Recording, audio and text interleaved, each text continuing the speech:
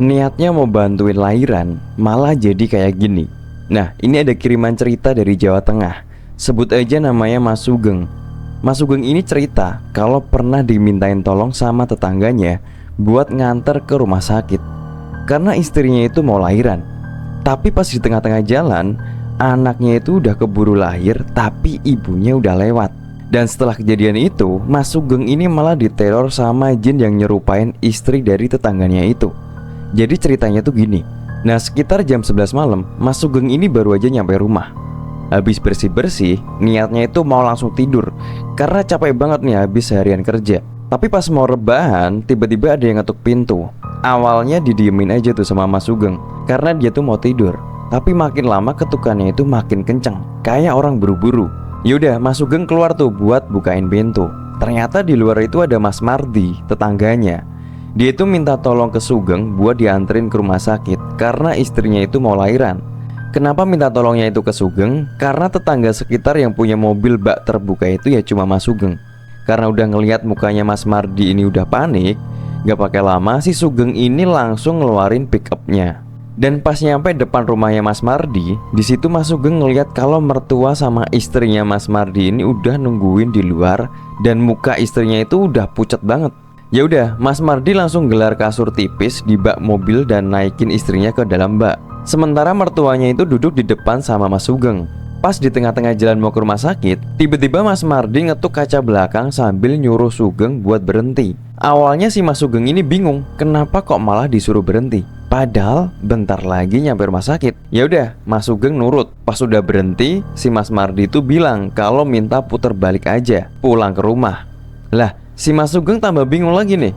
Lah kenapa Mas kok malah mau pulang? Terus dijawab tuh sama Mas Mardi kalau anaknya itu udah lahir, tapi istrinya nggak selamat. Awalnya Mas Sugeng ini nggak percaya. Dia turun buat mastiin. Ternyata bener kalau istrinya Mas Mardi itu udah lewat, tapi bayinya selamat. Ya udah, nggak pakai lama, Mas Sugeng putar balik. Dan yang jadi pertanyaan, kenapa nggak langsung aja ke rumah sakit biar bayinya itu langsung dapat pertolongan pertama? Kata Mas Mardi, itu tanggung jawabnya, biar saya dan mertua saya yang ngurus. Begitu kata Mas Mardi. Nah, pas nyampe rumah, warga udah banyak yang datang tuh. Mereka langsung proses pemandian jenazah biar besok bisa langsung dimakamin. Singkat cerita, setelah 3 hari pemakaman, mulai muncul tuh kejadian-kejadian aneh yang dialami oleh Mas Sugeng. Dan itu berlangsung kurang lebih sebulan. Dia tuh tiba-tiba ngerasa kayak ada yang ngikutin terus kalau pas lagi bawa mobil pick up-nya. Dan kalau pas tidur, Mas Sugeng ini juga ngedenger ada suara cewek nangis. Tapi pas dicari, gak ada wujudnya.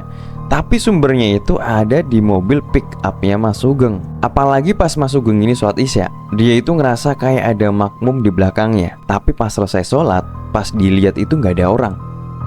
Mas Sugeng juga cerita kalau pas dia lagi bawa mobilnya, tiba-tiba mobilnya itu rasanya berat kayak lagi bawa muatan penuh. Padahal baknya itu kosong. Dan yang paling serem, yaitu ketika Mas Sugeng ini di perjalanan pulang. Entah dari mana datangnya, tiba-tiba ada cewek yang lagi duduk di kursi penumpang sebelahnya. Sosoknya itu pucat, pakai daster yang ada bercak sirup merahnya sambil nangis. Awalnya cuman kedengar lirih, tapi tiba-tiba sosok itu menjerit yang bikin Mas Sugeng ini kaget dan hampir aja nabrak pembatas jalan. Spontan Mas Sugeng ini langsung ingat kalau daster itu punya istrinya Mas Mardi. Nah, karena panik, Mas Sugeng ini berhenti. Tapi pas dia toleh, itu tiba-tiba hilang gak tahu kemana. Ya udah, gak pakai lama, dia langsung pulang. Setibanya di rumah, pas di dalam kamar, tiba-tiba Mas Sugeng ini ngimpi kalau didatengin sama sosok perempuan. Dan di dalam mimpinya itu, sosok itu bilang makasih. Karena saking takutnya, dia itu mutusin buat minta tolong ke Pak Sukir. Dia itu salah satu sesepuh desa. Pas denger itu, Pak Sukir langsung minta ke Sugeng buat ngadain pengajian sekalian meruqyah mobilnya. Nah, singkat cerita, setelah melakukan itu dan nyekar ke makam istrinya Mas Mardi, lambat laun teror ataupun gangguan dari sosok perempuan itu udah hilang. Kata Mbah Sukir, sebenarnya sosok itu hanya mau berterima kasih, cuman caranya aja yang salah. Ya udah, gitu aja ceritanya, semoga bisa menghibur. Dan kalau kalian punya cerita dan mau dibacain kayak gini, langsung aja kirim ke DM.